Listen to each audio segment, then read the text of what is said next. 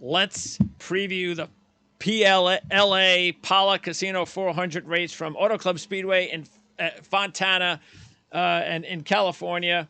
And we're, by the way, brought to you by playbooksports.com. So, as we said, this is an old surface, so that's good for the racing. Kyle Larson won last year. We'll have one more to go. No racing, of course, in 2020 with the pandemic. Ford has only won once in the last 14 races here. But in saying that, I don't really think that usually that'll sway me a lot with my picks. It didn't sway me as much because it was new car last year. And we had several Fords that were solid racing here that really just couldn't finish because bad luck. So I don't really think it would be a major negative to take Fords this week. The last 10 winners started in the top 20 with 5 in the top 4 and 2 on poles. But if you only want to talk about last year with the new car, Kyle Larson started 13th. So again, shows you that it doesn't really matter probably where you start, top 20, you should be able to still be in contention here. And Kyle Larson, he's the favorite and completely get it, no question. By the way, last year, we all picked Kyle Larson in this race, and Kyle Larson won. So we all won from taking Kyle Larson. He was 4-1 last year. And so, we didn't really make much money off of it. Matter of fact, I broke even. CJ made $40 and he made $65. I am just going with a different strategy because I went with the strategy, as you remember, about midway point of the season, pretty much the rest of the way, where I was staying away from a lot of the favorites. Mm-hmm. I'm going to start doing that again. I'm just let me see it go back to pre-2022 before I start diving in with those favorites again. Even though we won it with Larson, but he was 4-1, and he's 6-1 here, and that's the reason I'm staying away from all 3 of these guys. Larson 6-1, Elliott 7-1, and Hamlin at 8-1. It goes to show you again the puzzling nature of the odds in a sense. I get Larson. And just baffling that he went from 4-1 to 6-1 and he won the race last year. And these are his best tracks. I'm like, oh, okay. But Chase Elliott being 7-1, the next best, he's 0-6 at Fontana with 1 top 5. So, I'm going to punt on that. Why would I go with – he's had 1 top 5 and no one's a 6-star, so why would he all of a sudden win now? Denny Hamlin is 3rd best odds at 8-1. He's 0-20. Yeah. 0-20. 2 top 5s. And – yeah, he's got 1 in his last 14 starts there. Yeah. He's a good fantasy play, mind you. 3 top 7s in his last 4. So fantasy-wise, great play. Win? 0-20. I keep going, but he's 0-20. This is like the Kyle Larson being the favorite for the Daytona 500. Like, why? This is another. So these are 2 of your top 3 drivers, and to even go one further, Christopher Bell at 10-1. Yes. His 2 cup finishes, I don't know if they're aware of this, are 36 and 38. Yeah. And in Xfinity, his final race there was 21st. So how about Chastain, 12-1? Yeah, 29th, 28th, 17th, 29th. Yeah. There's 4 finishes. So this is a good one to go outside the grain because you get really good odds. Out of the drivers 20-1 or below, I punted on 6 of them. Larson I did just because he's that guy that I feel like he should be the favorite. And to go on your point with the starting position, this is another reason I kind of like what NASCAR has done with these impounds, short practices, qualify and be done. Because this is a prime example for this track. The final green flag run to the finish. This is since 2017. 2 laps is a green-white checker. There's 4 laps last year. There's that late caution. But there's a lot of long runs before that.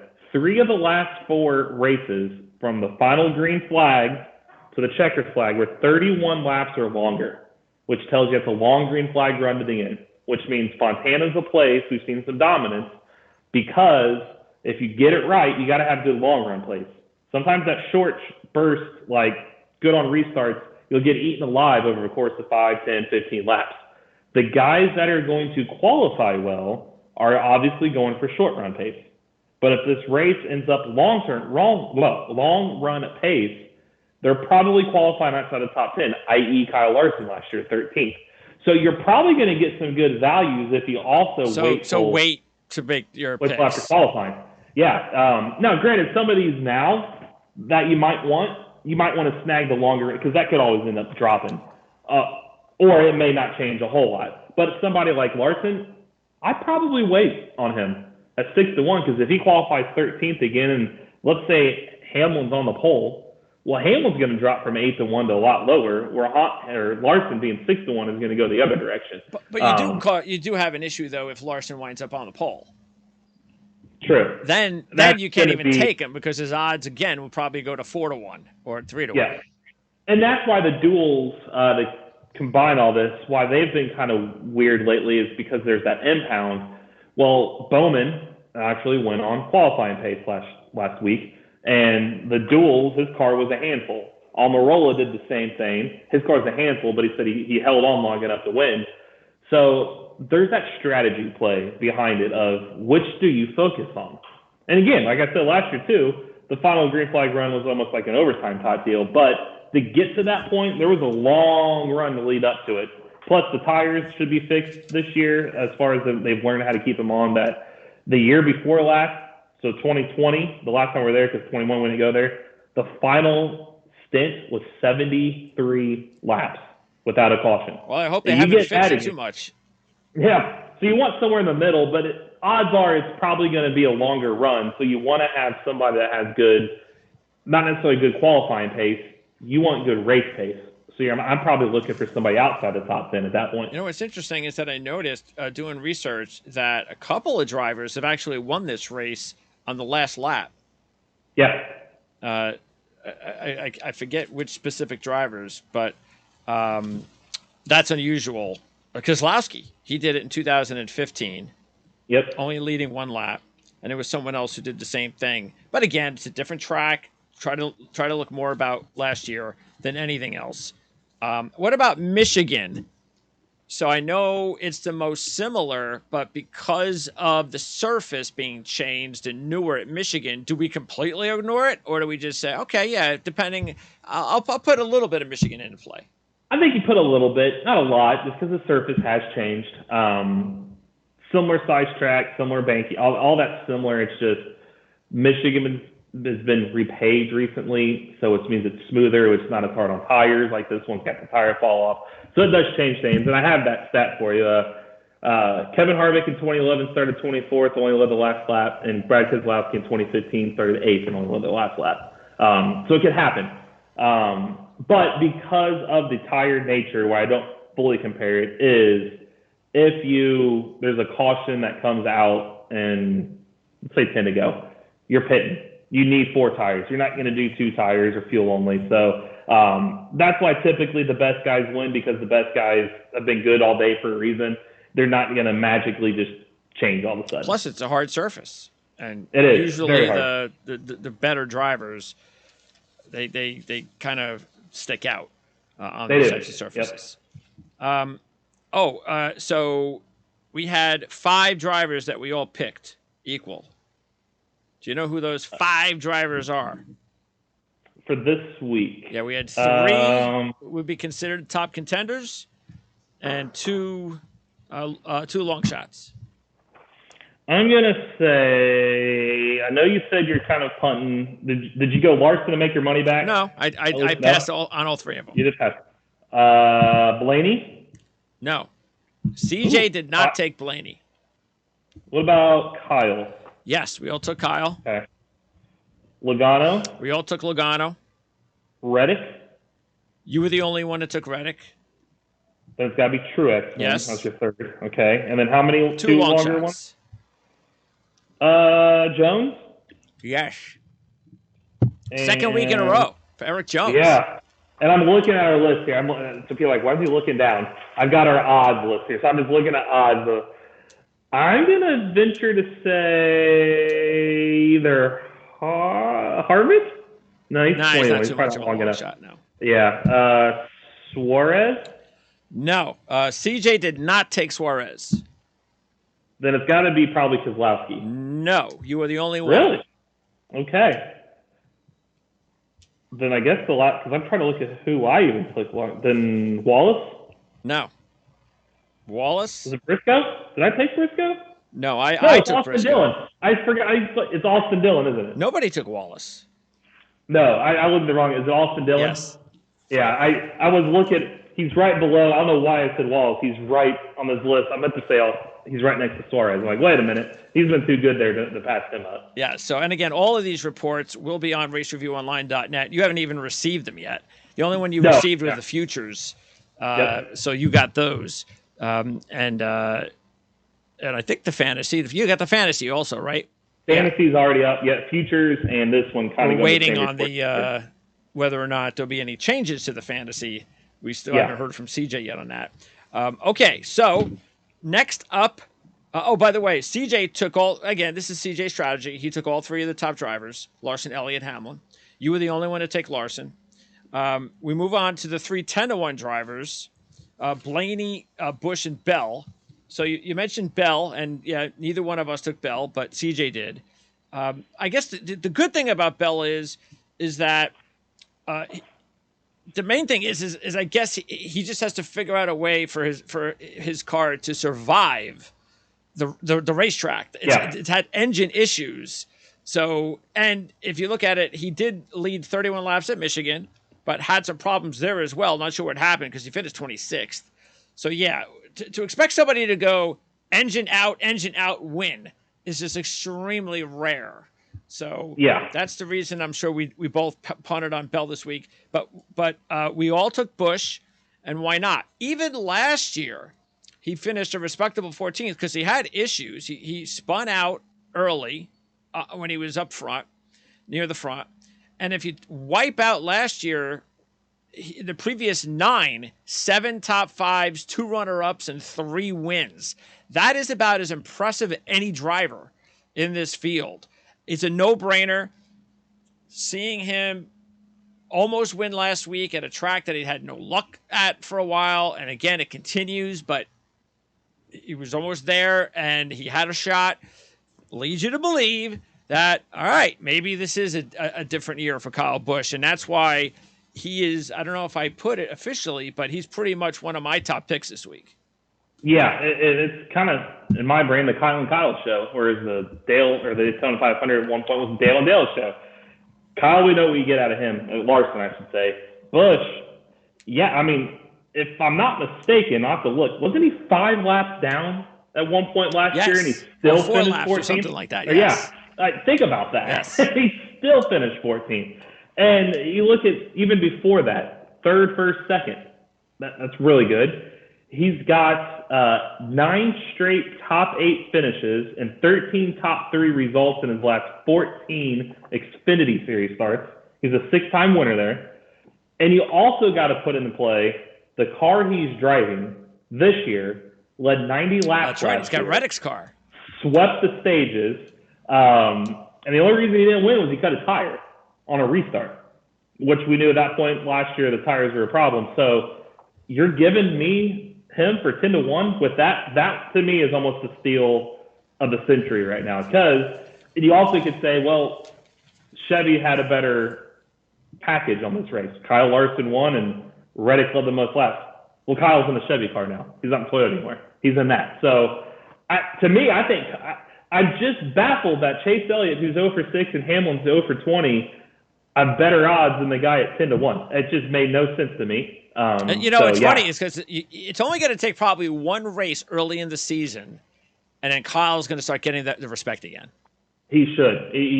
Because after that, I don't look at Daytona as like you said, a detriment. To me, I look at it the other way around. I look at the momentum.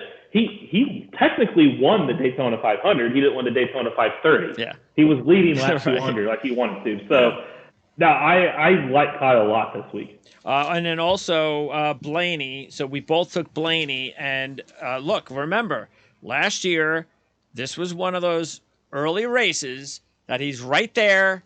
He comes into a pit, and he's done. And he has a bad pit stop. It hurts his chances. That's why he finished 18th. He was in the top 5, And then there was a wreck. He comes into bad pit, and his race was over. He was also 5th at Michigan. So, yes, I think Blaney. But by the way, I think Blaney, though, I would have put Blaney more like, I might have swapped Logano Blaney or put Logano at 10-1 with Kyle Busch and Blaney. Yes. I don't think Logano should be behind Blaney. No, Blaney's probably, and I don't know why they haven't used it. Blaney's sweet spot for this race should probably be 14-1. I think Kyle should probably be 7-1. Kyle would be Kyle Busch. Logano probably more the 8-1, 10-1 range. Bell should probably be 18-1. I don't know. Yeah. And Chastain shouldn't be 12-1. I feel like they really foobarred this up, which helps us. Yeah. But yeah, Blaney is a little steep at 10-1, but it's also, like you said, even in the 2020 race, he was the second best car to Alex Bowman that race, and he was catching him. I think he had a loose wheel or flat tire or something with like 3 to go, and he had to pit. That's why he finished 19th, but he led 54 laps that day, which is a lot for a 2-mile track. There was only 200 laps in the race, and he led 54 of those.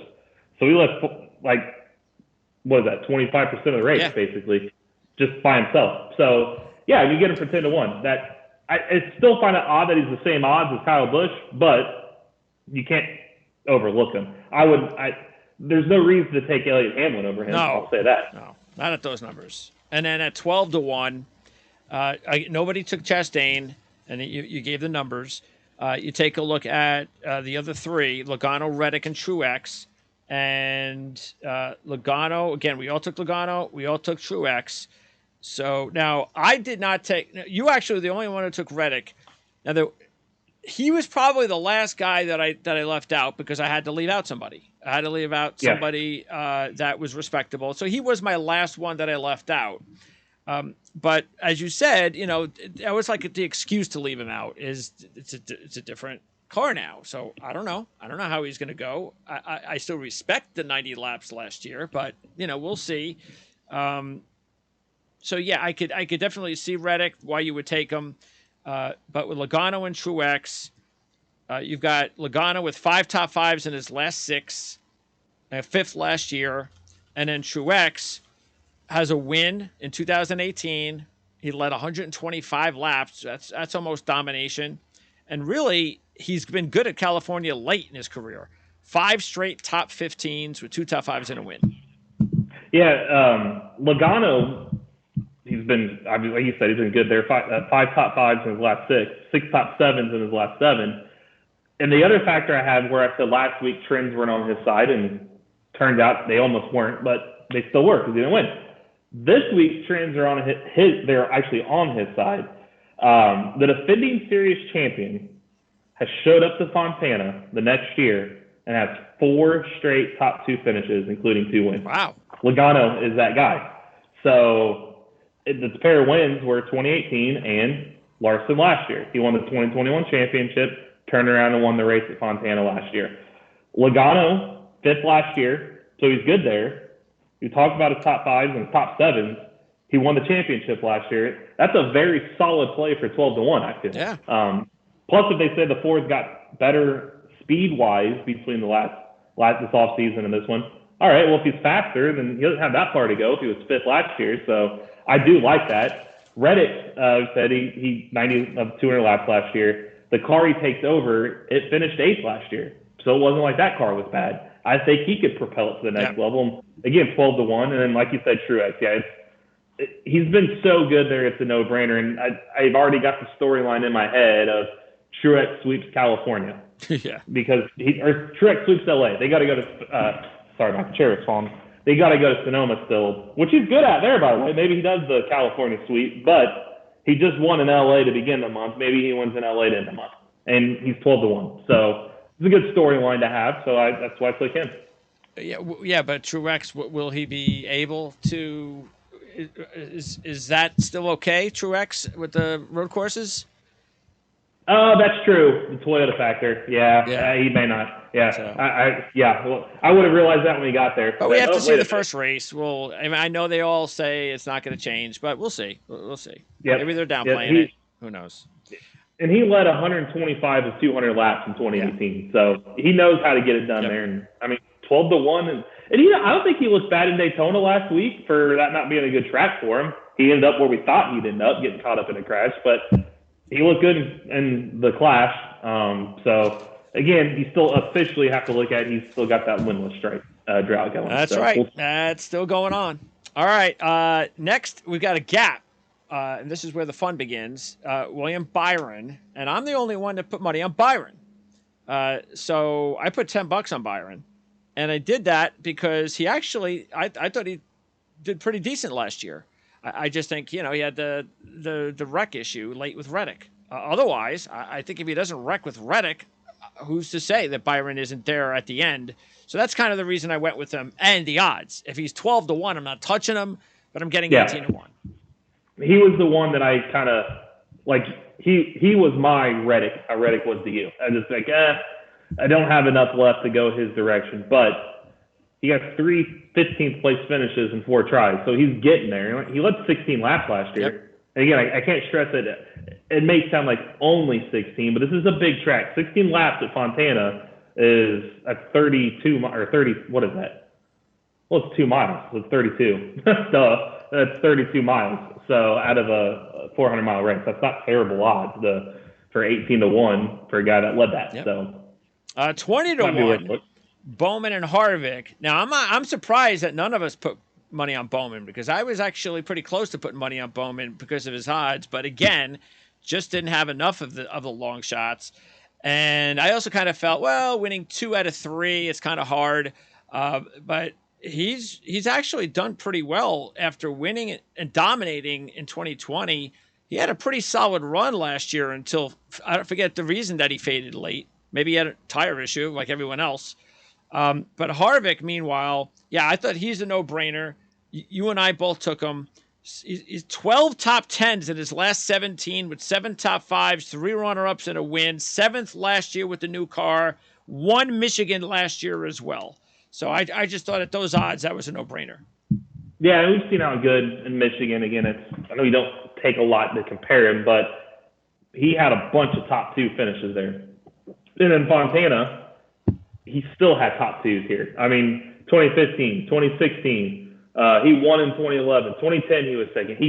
He knows how to get there, and I do hold a little bit of that weight as he won Michigan last year, and he was 7th in this race last year. So it's not like he was bad. And if the Fords got better, again, the only way to go is back up for that. So, his last Fontana start, he's a California guy, so I'm sure he wants to win his last race on that track. So 20-1 to me was almost disrespectful to him to get him at 20-1. I'm like, I don't know why he's 20-1 when Denny Hamlin's over 20 and he's 8-1. And so, it was a no-brainer. What about Bowman?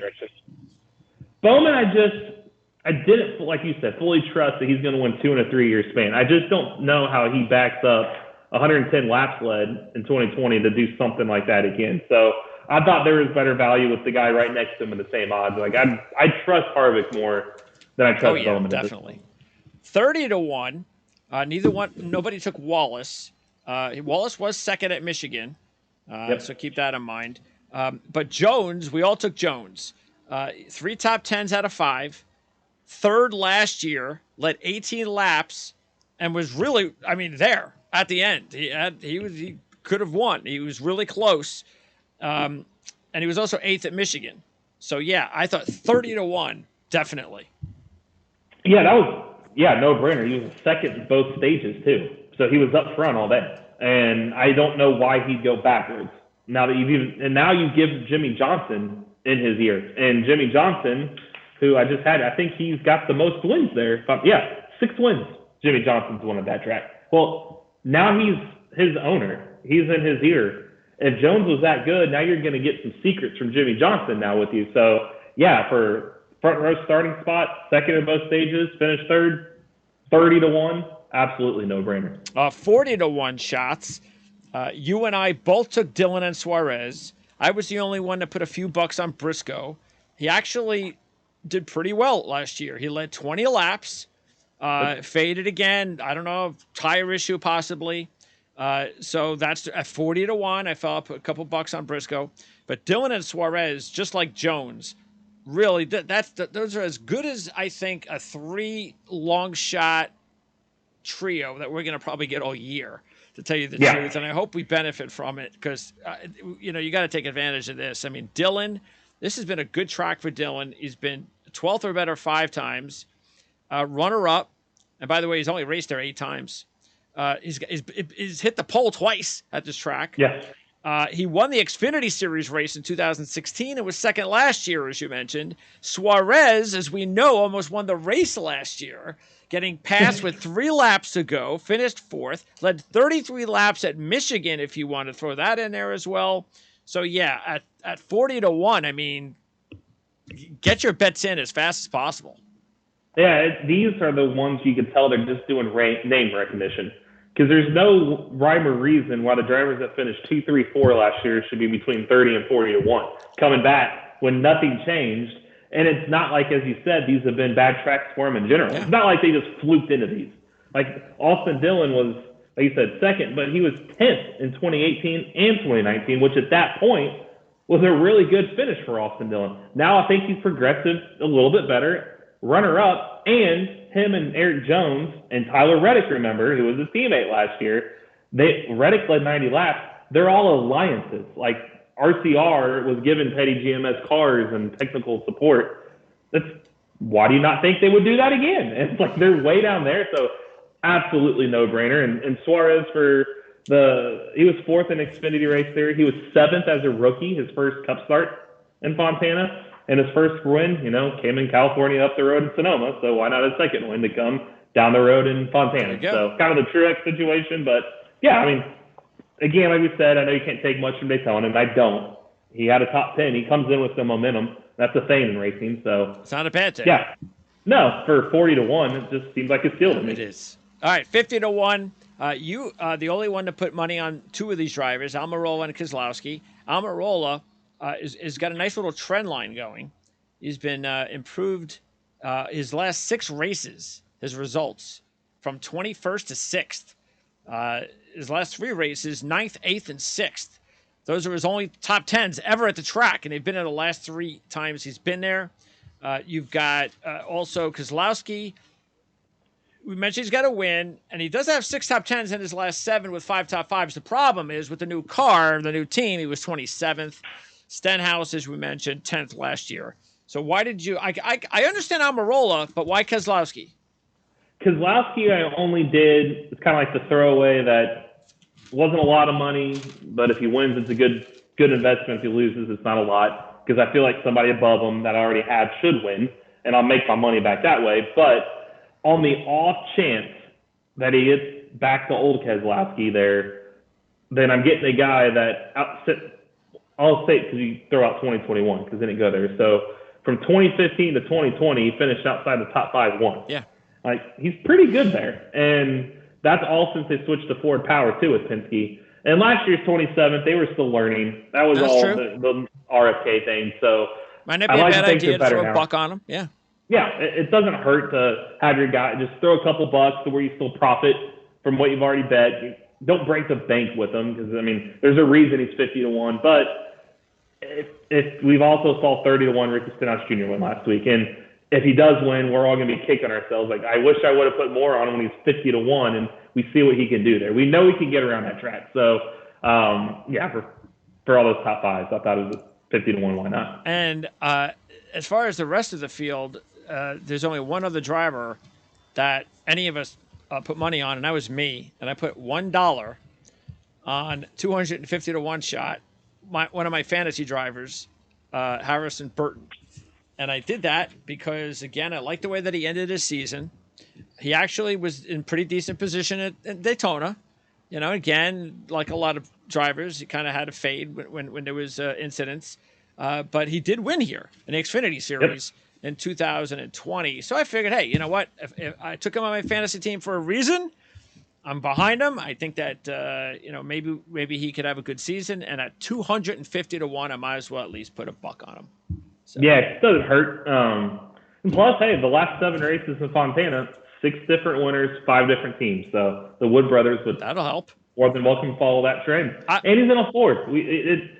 I know we said Ford like we jump at the show, but we also kind of don't look at that as a detriment to them because it's a new car. And we saw what Penske's can do. I mean, Brad Keselowski we just talked about all the top fives. Well, the Wood Brothers is an alliance team with Penske.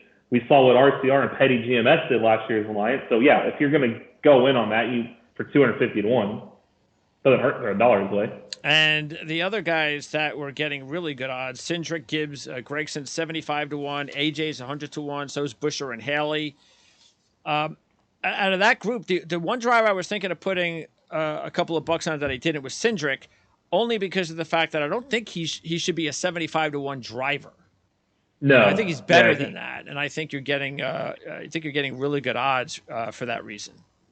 And I like Gregson. He started 6th, finished 2nd in the Xfinity Series last year.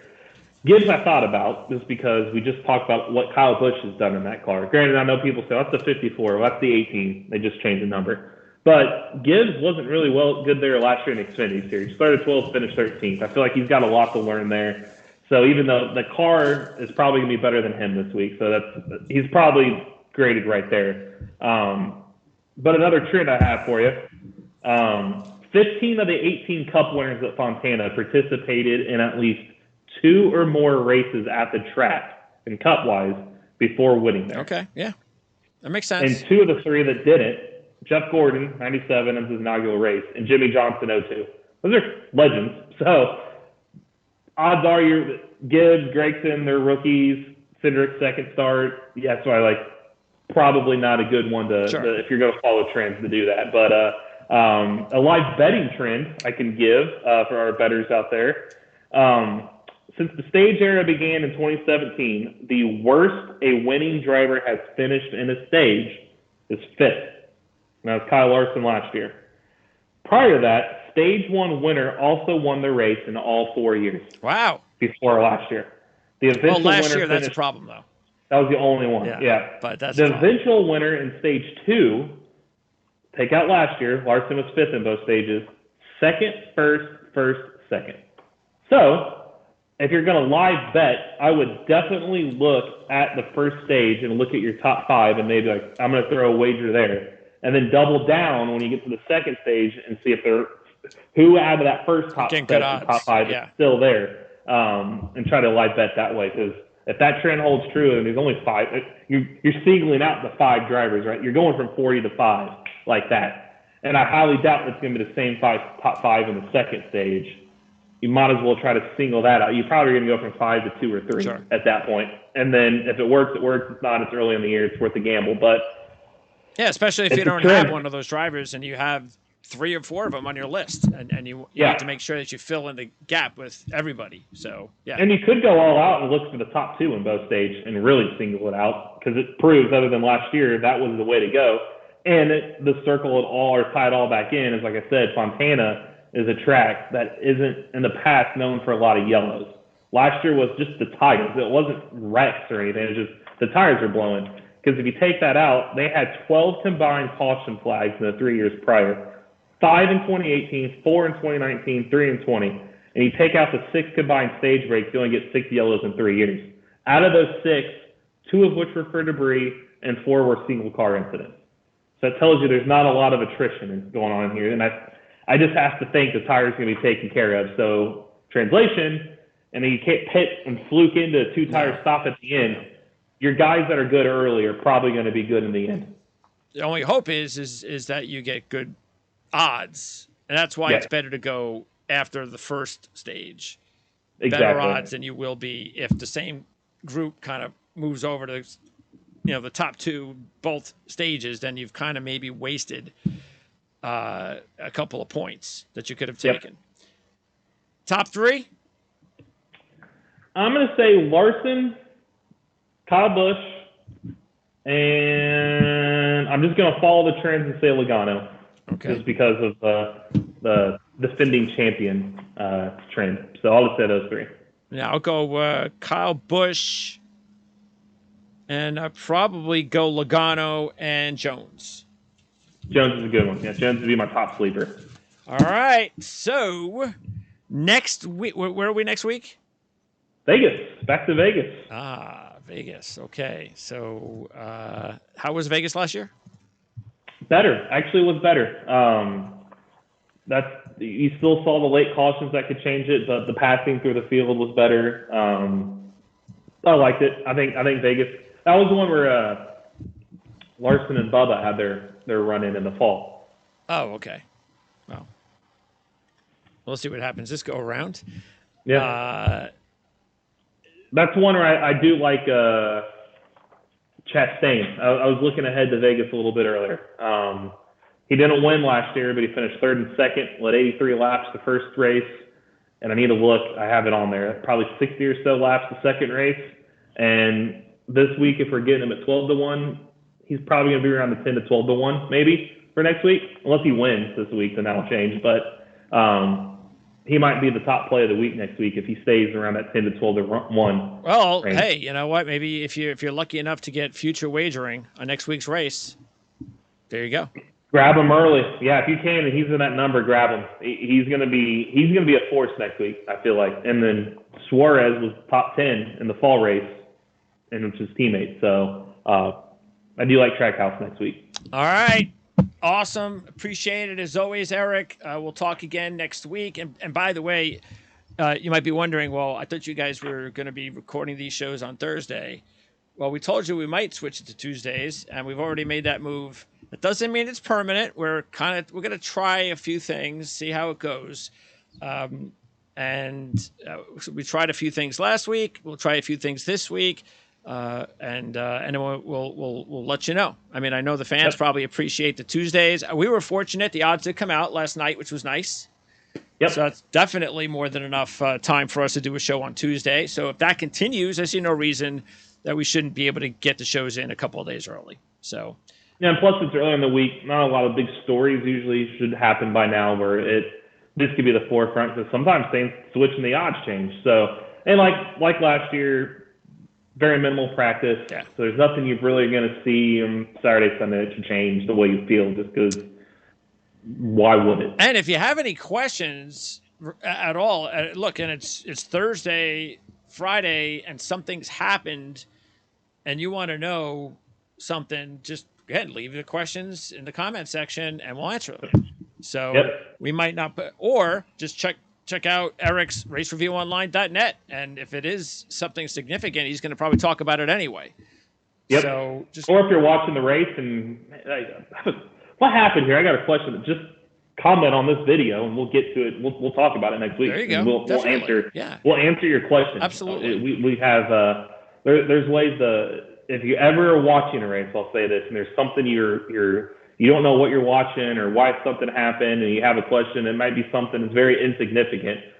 I'll probably know the answer or can find the answer. So definitely leave it, because if you leave it on Sunday and we don't take the show until either Tuesday or Thursday, Greg will shoot it over to me or I'll see it, and I can find that answer for you. So you can reply directly now, right?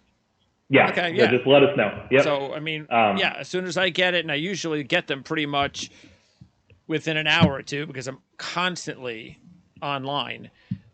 Then even if it's during the race, I'll shoot it on over to Eric, and who knows? Maybe if Eric's got time, he can even answer it during the race. So worst case scenario, we'll talk about it on the show.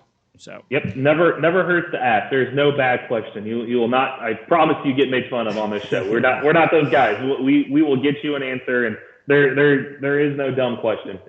Just ask away. We're trying to gain fans, not turn any away. So just please ask. I have a hard enough time not making fun of my own self. So, all right, Eric, thanks as always. We'll talk to you next week. Sounds good.